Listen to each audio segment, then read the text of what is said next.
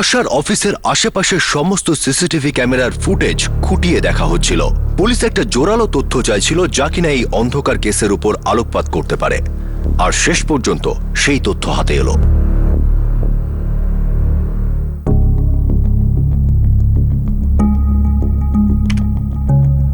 Sir,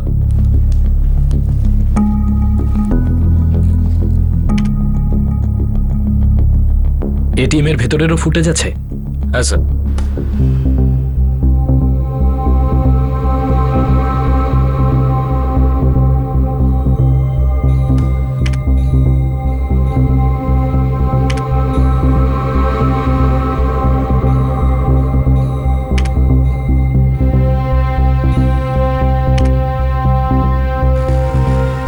আশ্চর্য, cash নিল না। হয়তো ট্রানজ্যাকশন ফেল হয়েছে স্যার। স্যার, আসার ব্যাগ থেকে আমরা মানি পার্স বা ডেবিট কার্ড কোনোটাই পাইনি। আরএলজি ব্যাংকের এটিএম স্যার। এই ফেল ট্রানজ্যাকশনের ব্যাপারে আমরা ব্যাংকের সঙ্গে গিয়ে কথা বলতে পারি স্যার। আশার ফ্রেন্ড পূজাকে জিজ্ঞেস করো যে আশার এই ব্যাংকে কোনো অ্যাকাউন্ট ছিল কিনা। স্যার, হতেই পারে যে এই লোকটাকেই হয়তো আমরা খুঁজছি। চান্স নিতে হবে একটা। প্রভাকর, স্যার।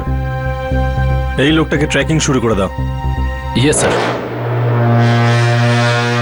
হ্যাঁ স্যার, আশার আরএলজি ব্যাংকে অ্যাকাউন্ট ছিল। ওই ব্যাংকেরই ডেবিট কার্ড ইউজ করতো। ব্রাঞ্চ মনে আছে আপনার? হ্যাঁ স্যার, এখানেই মানোজাবাক্কাম ব্রাঞ্চে আমি ইন্ট্রোডিউস করিয়েছিলাম। Very good. এর মানে আমরা ঠিক দিকেই এগোচ্ছি। স্যার, আমি আরএলজি ব্যাংকের মনোজাবাক্কাম ব্রাঞ্চ ইনফর্ম করে দিয়েছি। ওদের সিসিটিভি ফুটেজ ফরওয়ার্ড করছে। যেই তুমি সিসিটিভি ফুটেজ পাবে আমাকে ফোন করো।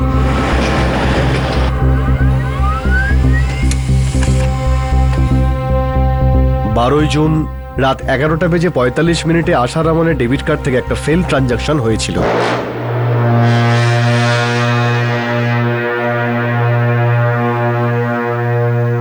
যে আশা রামনের ডেবিট কার্ড ইউজ করার চেষ্টা করেছিল সে ওর পাসওয়ার্ড জানতো না, কারণ 3 বার রং পাসওয়ার্ড এন্টার করার পরে ডেবিট কার্ড লক হয়ে যায়।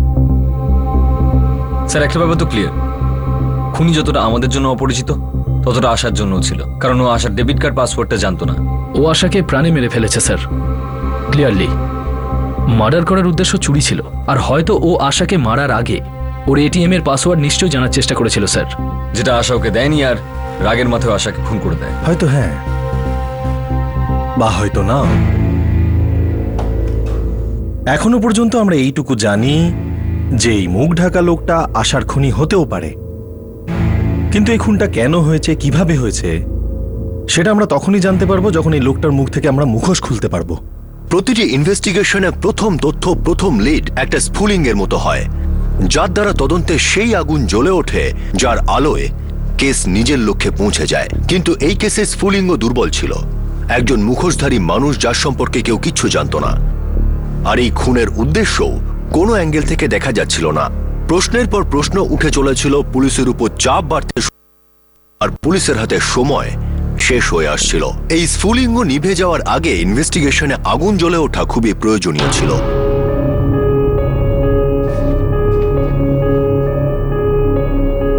20 থেকে 25 বছর বয়স, পোশাক দেখে লোয়ার ক্লাস মনে হচ্ছে, লেবারও হতে পারে। ওর মুখটাকে এমন ভাবে ঢেকে রেখেছে যেমন ধর মুখ ঢাকাতে ও এক্সপার্ট একেবারে। এখানকার লোকাল লেবার ক্লাস এইভাবে নিজেদের মুখ ঢেকে কাজ করে না। এর গামছার প্যাটার্নটা ভালো করে দেখো, এখানকার মনে হচ্ছে না। অন্য রাজ্য থেকে হাজার, হয়তো লাখ লাখ শ্রমিক চেন্নাইতে দিন মজুরের কাজ করতে আসে। সেই সমস্ত জায়গায় পৌঁছে যাও, যা যা তোমাদের লাগবে সব পাবে, কিন্তু এই লোকটাকে পাওয়া চাই। স্যার, সবচেয়ে বেশি শ্রমিক কনস্ট্রাকশন লাইনে আছে। স্যার, ওই মাছের বাজারে আর সবজির বাজারেও অনেক ছেলে কাজ করে। স্যার, এই মার্ডারটা দেবীপাক্কামে হয়েছিল না? হ্যাঁ, জোপের মধ্যে, মেয়েটার অফিস থেকে 600 মিটার দূরে। স্যার, ওই এলাকায় 2-4টে জায়গা এমন আছে যেখানে বাইরের ছেলেরা কাজ করতে আসে। ঠিক আছে, সেখান থেকে শুরু করো, কিন্তু তাড়াতাড়ি।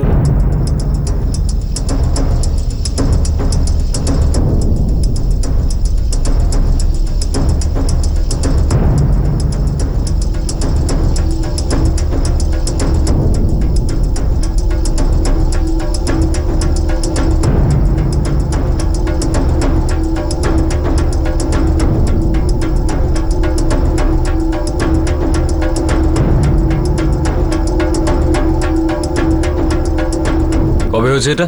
4 ঘন্টা আগে আশারামনের মোবাইল থেকে কল করা হয়েছিল। আমরা এক্ষুনি খবর পেলাম স্যার। আশা রহমানের মোবাইলে 2টো নাম্বার ছিল অফিসার, বলতে পারবেন কোন নাম্বার থেকে কল গেছে? এই নাম্বারটা কোনো এক গজানন বাবু স্যার, ভেলুপুরমের নাম্বার স্যার।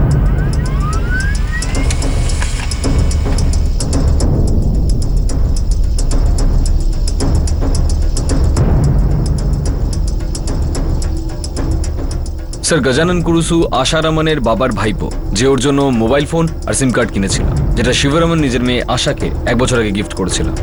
স্যার, কল এখানে চেন্নাই থেকে নয়, পশ্চিমবঙ্গের বারাসাত থেকে করা হয়েছিল।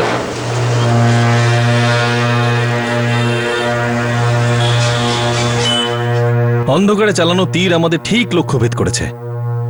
আমাদের সন্দেহ একদম ঠিক। বারাসাত, ওয়েস্ট বেঙ্গল। এখন এটা নিয়ে কোনো সন্দেহ নেই যে আশারামনের হত্যাকারী বা হত্যাকারীরা এই রাজ্যের বাইরের। প্রভাকর, স্যার, খোঁজ নাও আশারামন বা তার ফ্যামিলির কারোর বারাসাত ওয়েস্ট বেঙ্গলের সাথে কোনো কানেকশন আছে কিনা। আজ্ঞে না, আমরা ওখানে কাউকে চিনি না। আর যতটুকু আমরা জানি, আশাও ওখানে কাউকে চিনত না। হয়তো চেন্নাই আসার পরে পশ্চিমবঙ্গের বারাসাতের সাথে কারোর সঙ্গে কন্ট্যাক্ট হয়েছিল। না স্যার, আশা কখনো এরকম কোনো লোকের কথা বলেনি। ও তো আমার সাথে সবকিছু শেয়ার করত। যদি এরকম কিছু থাকতো ও নিশ্চয়ই আমায় বলতো। ওর অফিসে কোনো কলিগ, কোনো ক্লায়েন্ট, কোনো পুরনো বন্ধু? না স্যার, আমাদের কলেজে ওয়েস্ট বেঙ্গল থেকে কেউ ছিলই না। আর আমি আমার ব্যাচের সমস্ত বন্ধুদেরকে খুব ভালো করে চিনি। ওই দিক থেকে কেউই আমাদের গ্রুপে ছিল না। ঠিক আছে শঙ্কর, তুমি একটা কাজ করো, তুমি এখন কিছুদিন চেন্নাইতেই থাকো। হতে পারে তোমাকে আমরা দ্বিতীয়বার ডাকবো। আমি আপনাদেরকে যতটাই সাহায্য করি না কেন, সেটা খুব কমই হবে। স্যার, বারাসাতে যে লোকেশন থেকে কল করা হয়েছিল, সার্ভেলেন্স টিমের মাধ্যমে ওই লোকেশনে যাওয়া গেছে। ক্রাইম সিন থেকে করা হয়েছিল? তার আশেপাশেই দেবীপক্কম এরিয়ায় শো করছে। মানে ক্রিমিনাল চেন্নাইতেই আছে, ক্রাইম সিনের আশেপাশেই।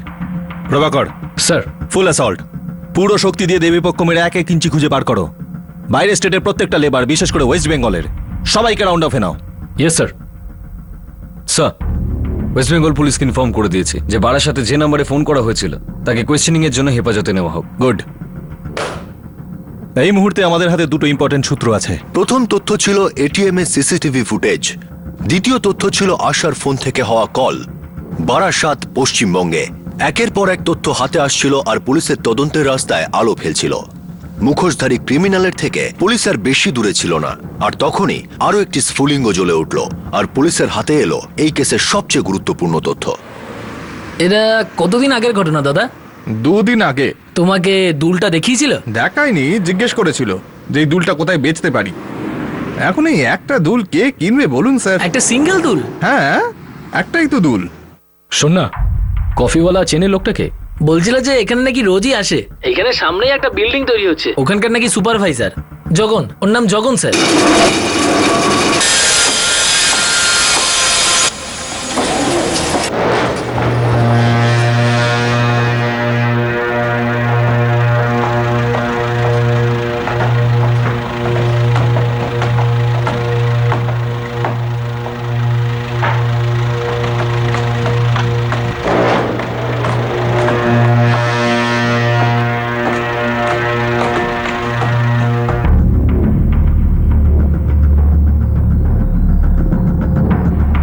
সাহেব, আমি দুলের ব্যাপারে এনকোয়ারি করেছিলাম, কিন্তু তার সাথে কোনো মার্ডারের কি সম্পর্ক? দুল আছে তো তোর কাছে? হ্যাঁ, কিন্তু বলুন না স্যার, হয়েছেটা কি? আমি করেছিটা কি? সেটা তো দুলই বলতে পারবে। স্যার, স্যার, এটা আমার নয় স্যার। তবে কার? আমার একটা শ্রমিক আছে স্যার, মনোজ। তার মায়ের স্যার, ও বিক্রি করতে চাইছিল। শুধু একটাই বিক্রি করতে চাইছিল? হ্যাঁ স্যার, জানি না কেন একটাই বিক্রি করতে চাইছিল। প্রভাকর, ওনাদের ডেকেছো?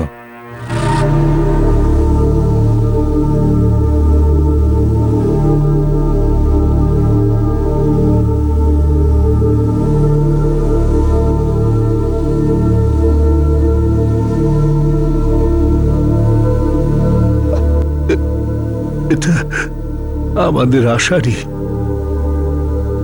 আপনারা এটা কোথায় পেলেন?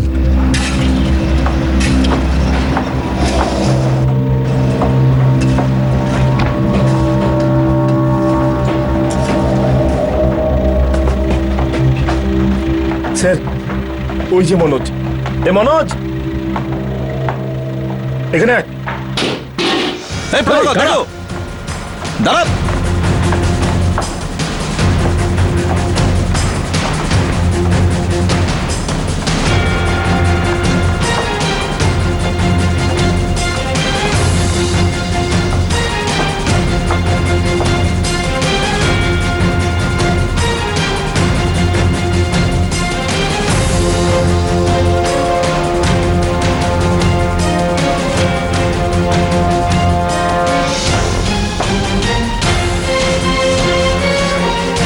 আরো ছুটবি, তোলা গাড়িতে।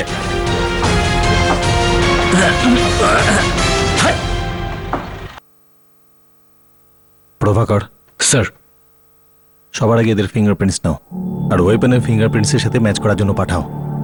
এটা আমাদের জন্য সব থেকে ইম্পর্টেন্ট সূত্র হতে পারে। স্যার।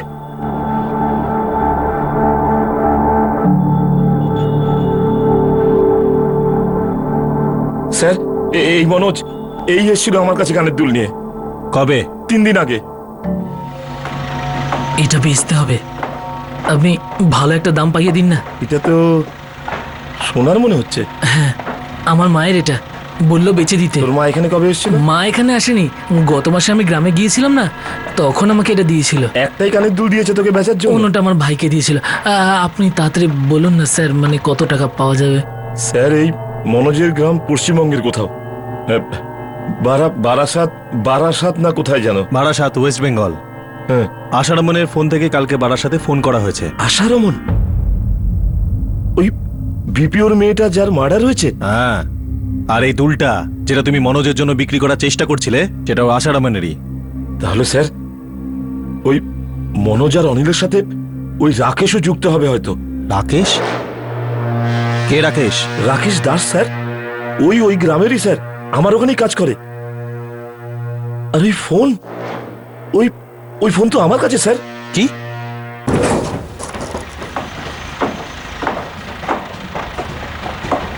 এই ফোনটা তোমার কাছে কোথা থেকে এলো? স্যার, এটা আরেকজন শ্রমিক পল্লব সাহু, সেই দিয়েছে আমাকে। এটা রেখে দিন স্যার। কার এটা? আমি কেন রাখবো? স্যার ওটা রাকেশ দাস। তাহলে ওকে দে, আমাকে কেন দিচ্ছি? ও কোথাও গেছে স্যার, ফোন করার জন্য নিয়েছিলাম, সঙ্গে রাখতে ভয় পাচ্ছি স্যার, কাজের সময় ভেঙে যেতে পারে, রেখে দিন না স্যার। দে। মা নাকি তুই সবার? হ্যাঁ, যে সবাই তার নিজের জিনিস তোর কাছে ছেড়ে যায়? আমি সুপারভাইজার এই জায়গার, সবাই আমার উপর ভরসা করে, ছোট ছোট ব্যাপারের জন্য আমার কাছে আসে স্যার। এই যে ছোট ছোট ব্যাপারে সবাই তোর কাছে আসে না, তারাই বড় ঘটনা ঘটিয়েছে, কাণ্ড ঘটিয়েছে, হত্যাকাণ্ড। এই পল্লব সাহু আর রাকেশ দাসকে কোথায় পাওয়া যাবে? পল্লব সাহু তো এইখানেই কোথাও আছে স্যার, আর রাকেশ তো শৈলেশের সঙ্গে গ্রামে গেছে স্যার, কলকাতার দিকে কোথাও।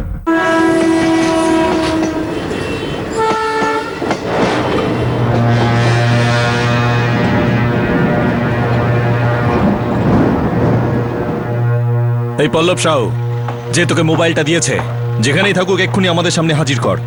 আর এখন থেকে কেউ ছুটিতে যাবে না, যদি দরকার হয় পুরো সাইটকে থানাতে আসতে হবে। মার্ডার কেস এটা। আজ্ঞে স্যার।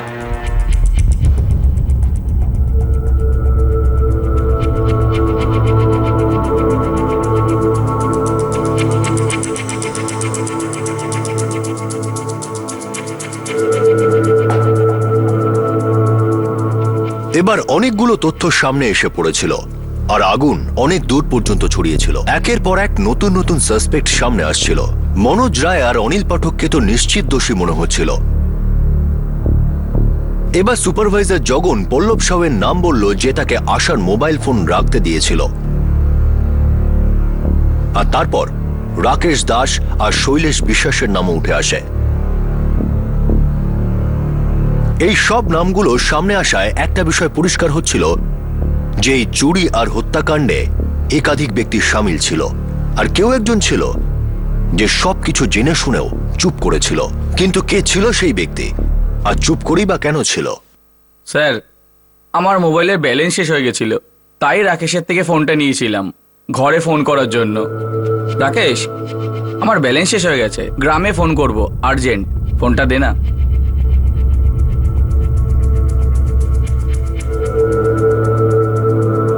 স্যার, ফোন শেষ করে যখন আমি ঘুরলাম রাকেশ ওখান থেকে চলে গেছিল।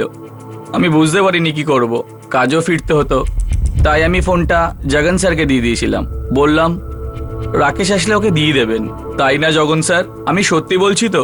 হ্যাঁ ইন্সপেক্টর স্যার, ও সত্যি বলছে। তুই বলতে থাক, কোনটা সত্যি কোনটা মিথ্যে সেটা আমরা বুঝে নেব। রাকেশ ছুটিতে কবে গেছে? কালকে রাত্রিরে ট্রেনে স্যার, ও শৈলেশের সঙ্গেই গেছে 10 দিনের জন্য। ট্রেনের নাম বলেছিল? না স্যার, ট্রেনের নাম তো বলেনি, কিন্তু আমার এখানকার বেশিরভাগ শ্রমিক বারাসাত ওয়েস্ট বেঙ্গলের। ওরা চেন্নাই হাওড়ার মেল ধরে, ওখান থেকে প্যাসেঞ্জার ট্রেন ধরে তারপরে বারাসাত পৌঁছয়।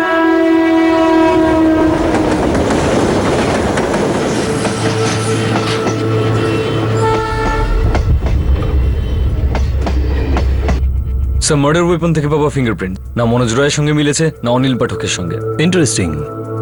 আর কিছু? হ্যাঁ স্যার, এটিএম কার্ড, সেকেন্ড কানের দুল আর আশার মানি পার্স, এগুলো সবই আমরা মনোজ রায়ের ঝুপড়ি থেকে উদ্ধার করেছি।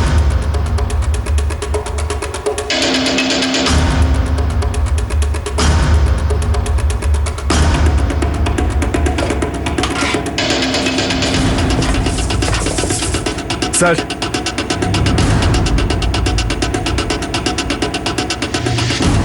দাঁড়ান স্যার, এটাকে সিল করে দাও। পূজা থমাস শনাক্ত করেছে এই মানি পার্সটা আশার অমনেরই। এখন এতে কোনো সন্দেহ নেই যে এই মনোজ রায় আর অনিল পাঠক এই লুট আর মার্ডারে যুক্ত। আর যে মোবাইলটা ফেলে গেছে রাকেশ দাস, ও হলো তৃতীয় সঙ্গী। স্যার, আমি চেন্নাই হাওড়া মেলের টাইমিং চেক করেছি।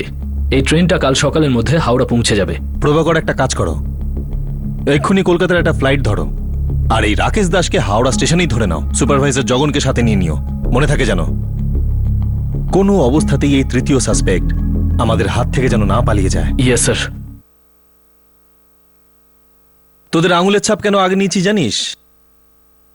কারণ পরে হয়তো তোদের আঙুলের আর দরকার পড়বেই না। তোদের আঙুলের ছাপ আসার এটিএমে, ওর পার্সে, ওর সমস্ত জিনিসে পাওয়া গেছে, তাই এখন তোদের আঙুলের আর কোনো আমাদের দরকারই নেই। আর শুধু তোদের আঙুলই নয়, তার সাথে তোদের হাত, পা, কোনো জিনিসই আর আমাদের দরকার নেই। তাই একটা একটা করে ধীরে সুস্থে ভাঙবো। আর আমার কথা বিশ্বাস কর, তোদের একটু ব্যথা করবে না, ব্যথার বাবা করবে। তাই সত্যি কথাটা ফটাফট বলে ফেল, নাহলে ফটাফট তোদের আঙুল কিন্তু ভাঙবো। বল। বল বল। আমি বলবো না, তুই বল। আমিও বলবো না। এই এই আমি তুমি বন্ধ কর, তাড়াতাড়ি বল, না হলে কিন্তু আমার এই ডান্ডা বলবে। বল। না না, মারবেন না স্যার, আমি কবুল করছি, আমরা করেছি। স্যার, আমি অনেক দিন ধরে ভাবছিলাম ও অনেক টাকা চাই। আর স্যার, আমাদের কপালে বেশি টাকা শুধু এইভাবেই আসতো, চুরি করে। ওই চামচ দিয়ে তোল, ওটা জাদুর লাঠি না যে ঘোরাবি আর খাবার চলে আসবে। তোরা যদি ভালো করে খেতে, থাকতে আর পড়তে চাস না, তাহলে পয়সা চাই, পয়সা। আমাদের কপালে আর টাকা কোথা থেকে আসবে? পড়াশোনা তো জানি না। আরে শিক্ষিত লোকের কাছে আছে তো পয়সা, চিন্তাই করবো সালা, লুটে নেবো সালা। কাউকে লোটা এত বড় সহজ কাজ নয়। আর লুটবে কাকে? একে অপরকে, না ওই সুপারভাইজার জগনকে। ওই বোকা, লুট করার আগে মন তৈরি কর, পয়সা এমনি এমনি সামনে আসবে। কোথা থেকে? তোমার কাছে জাদুকাঠি আছে নাকি?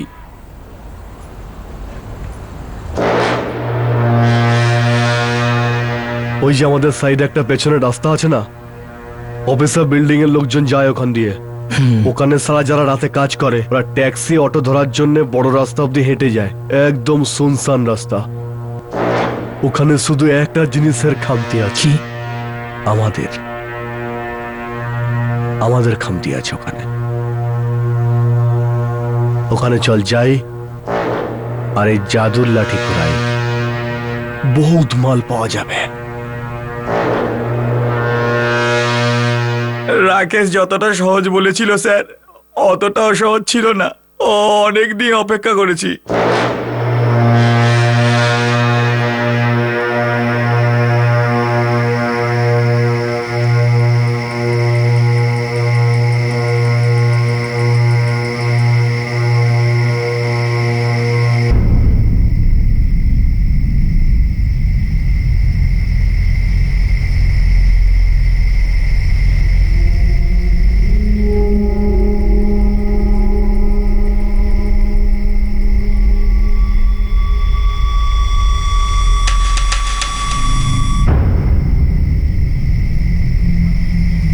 অনেকদিন ওইভাবেই অপেক্ষা করলাম, কিন্তু কিছু না কিছু গন্ডগোল বাধ্যই।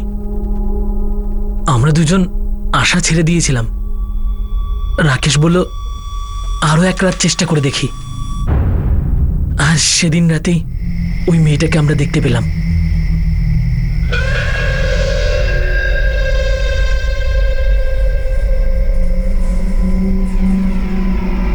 সামনে কেউ নেই, পেছনেও কেউ নেই। টাকা পয়সা আছে এর কাছে? আমাদের থেকে তো বেশি হবেই, অনেক মাল আছে। সব বড় বড় কোম্পানিতে কাজ করে না, প্রচুর মাল পায় না। মোবাইল, কম্পিউটার আর কিছু না পেলে গয়না তো পাবোই সালা।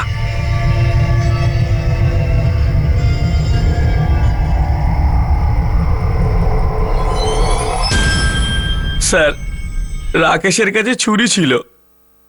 কোথা থেকে এলো সেটা? আগে থেকে ছিল? না স্যার, ও এই কাজের জন্যই কিনেছিল।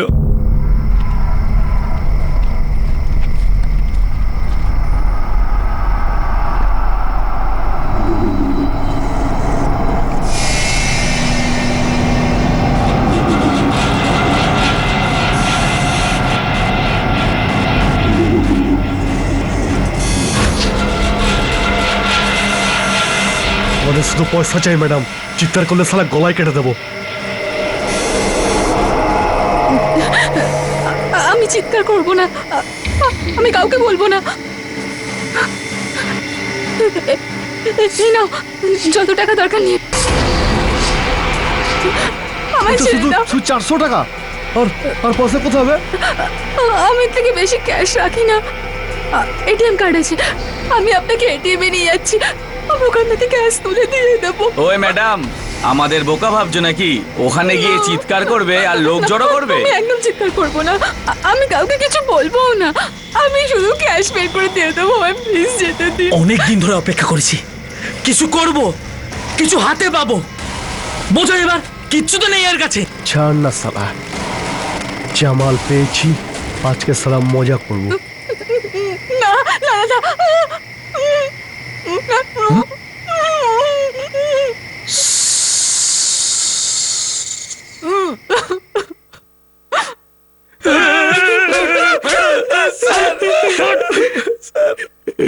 আর রাকেশ মিলে দুজনে মিলে এই খারাপ কাজটা করেছিল।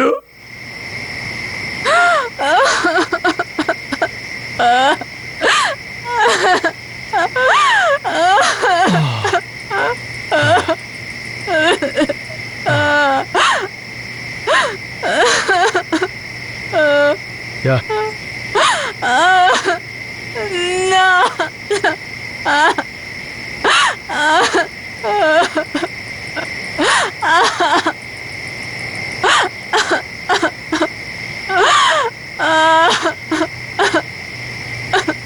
তুই যা।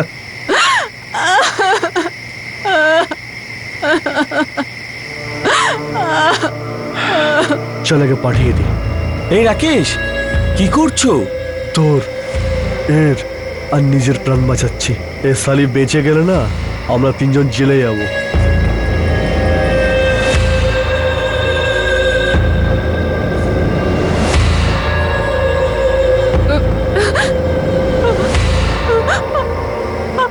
আমি হাত জোড় করছি, প্লিজ আমাকে মেরো না। আমি কাউকে কোনো কমপ্লেন করবো না, কিচ্ছু না। আমাকে মেরো না, আমাকে বাঁচতে দাও প্লিজ। আমাকে যেতে দাও। না, মরতে তোকে হবে। আমাকে মেরো না প্লিজ, আমায় মেরো না।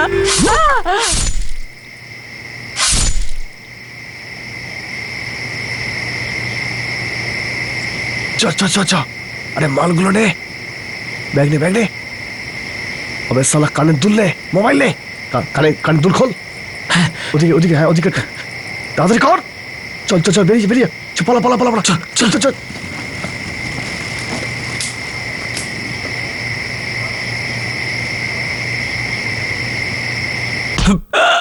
এটিএম এ কে গেছিল?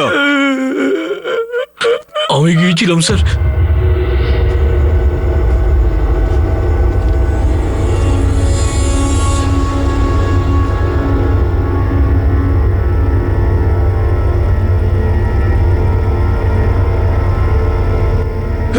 কত পেলি? কিছু না, মানে একটা পাসওয়ার্ড চাইছিল, আর কতবার বোতাম টিপবো বল, কিচ্ছু বের হলো না, কিন্তু কার্ডটা বের হয়ে চলে এলো। কি ভাই, এত কিছু করলাম, 600 টাকা হাতে, কিছুই পেলাম না। ছাড় না, মজা করলি তা? হ্যাঁ, আরে ভুলে যা, চুপচাপ এখান থেকে পালা। মনে কর আমরা কিছু করিনি, কিছু হয়নি। কি বলি? চ চ, বেরো। তোদের 3 জন ছাড়া আর কেউ যুক্ত ছিল এই ঘটনার ব্যাপারে? আর কেউ জানতো? আমরা তো কাউকে বলিনি স্যার। ঠিক আছে, আমিও তাহলে কাউকে বলবো না। কি স্যার? এটাই যে তোদের দুজনের হাড় কি করে ভাঙলো।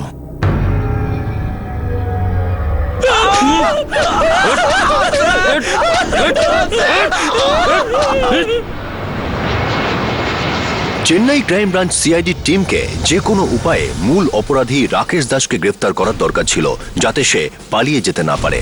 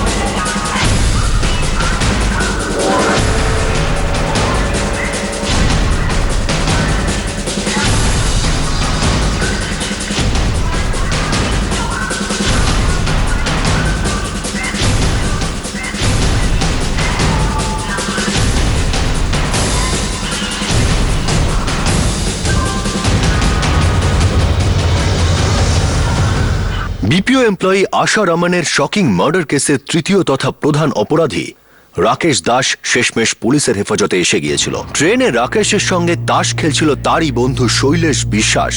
এই কেসে আরো কিছু নতুন তথ্য দিল। সাহেব, আমি ওই রাত্রিরে খুব ভয় পেয়ে গিয়েছিলাম। যখন রাকেশ বাড়ি ফিরল, ও খুব ভয় পেয়েছিল, আর ওর হাতে একটা দামি মোবাইল ছিল। কি হলো এখন?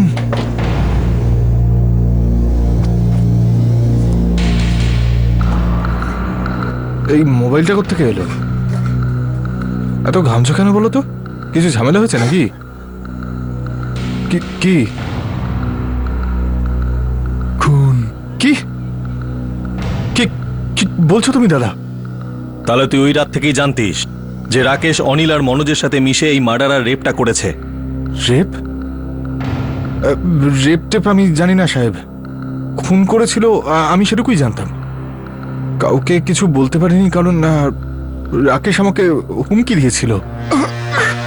মাথায় ঢুকিয়ে নে, কারোর সামনে যদি মুখ খুলিস না, কেটে সালা পুঁতে দেব।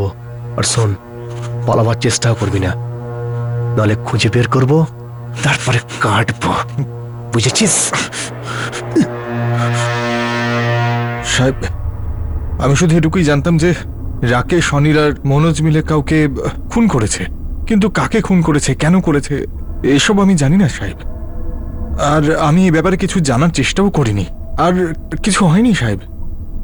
আমরা আগের মতোই কথা বলতাম, তাস খেলতাম, খাওয়া দাওয়া করতাম, যেন কিছু হয়নি। একইভাবে দিন কাটছিল। সেটা আজ অব্দি কখনো হয়েছে? অপরাধ সবাইকে পাল্টে দেয়, খারাপ জীবনে নিয়ে যায়। অপরাধের শিকার, অপরাধকারী আর অপরাধের ব্যাপারে জানা সত্ত্বেও চুপ করে থাকে যে, সেই সবার জীবন খারাপ করে দেয়।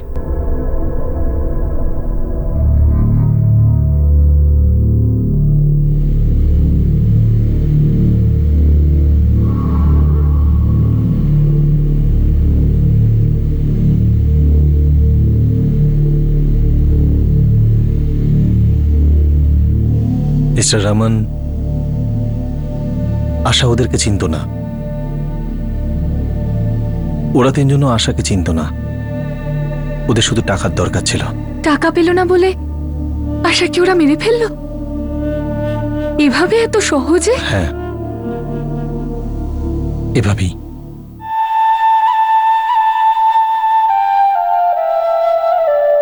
আমার মেয়ের মতোই ওরাও এই শহরে রোজগার করতে এসেছিল। আমার মেয়ে পরিশ্রম করে রোজগার করার চেষ্টা করছিল, কিন্তু ওরা তিনজন চুরি ডাকাতি করে রোজগার করতে চাইছিল।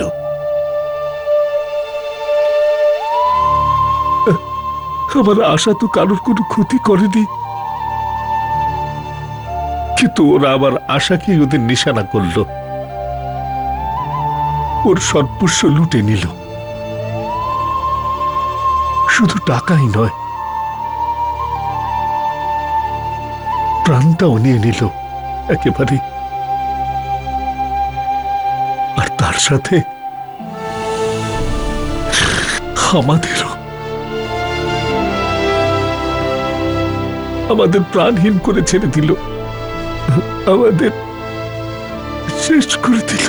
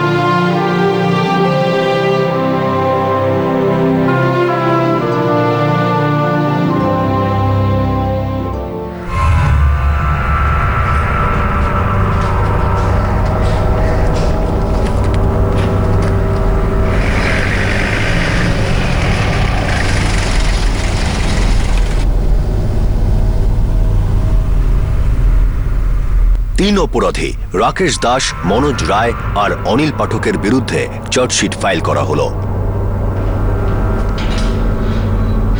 প্রশাসন এই কেসটাকে টপ প্রায়োরিটি দিল, আর 9 মাসের মধ্যে স্পেশাল মহিলা কোর্ট এই মামলার রায় দিল। রাকেশ দাস, মনোজ রায় আর অনিল পাঠক, এদের তিনজনকেই যাবজ্জীবনের সাজা দেওয়া হলো।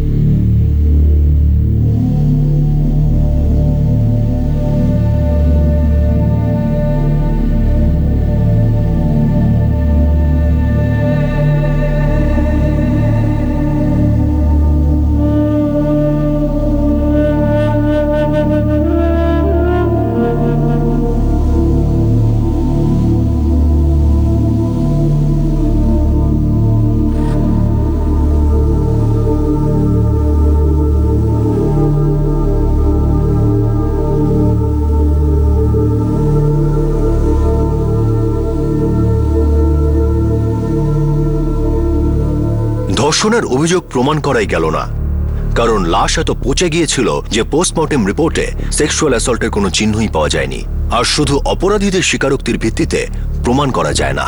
3 জন অপরাধীর বিরুদ্ধে আইপিসি 302 ধারা অনুযায়ী খুনের জন্য আর 120 বি ধারা অনুযায়ী অপরাধমূলক ষড়যন্ত্রের অভিযোগ দায়ের হয়েছে। এই কেস আরও একবার একটা গুরুতর সমস্যার উপর আলোকপাত করল, আর সেটা হলো বড় বড় কোম্পানিতে নাইট শিফটে কর্মরতা মহিলা কর্মচারীদের জন্য ট্রান্সপোর্টেশনের ব্যবস্থা না করা। অন্যদিকে মহিলাদের জান, মানমর্যাদা, সম্মান এবং সুরক্ষা নিয়ে সব রকমের জোরালো আওয়াজ তোলা হয়। কিন্তু কঠোর সত্য হলো যে প্রতি রাতের শিফটের পর দেশের বড় বড় মহানগরে হাজার হাজার, হয়তো লক্ষ লক্ষ মহিলা কর্মীরা নিজেদের বাড়ি ফেরার ব্যবস্থা নিজেরাই করে, আর প্রতি রাতে একজন করে আশার বলি হওয়ার আশঙ্কা থেকেই যায়।